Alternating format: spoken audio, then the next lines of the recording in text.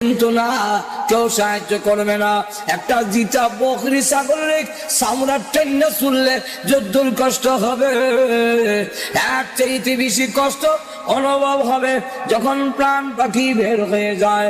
এমন হয় অবস্থা, শরীরে একটা মাছি বসলেও সে ব্যথা পায়, বরদাস্ত করা যায় না।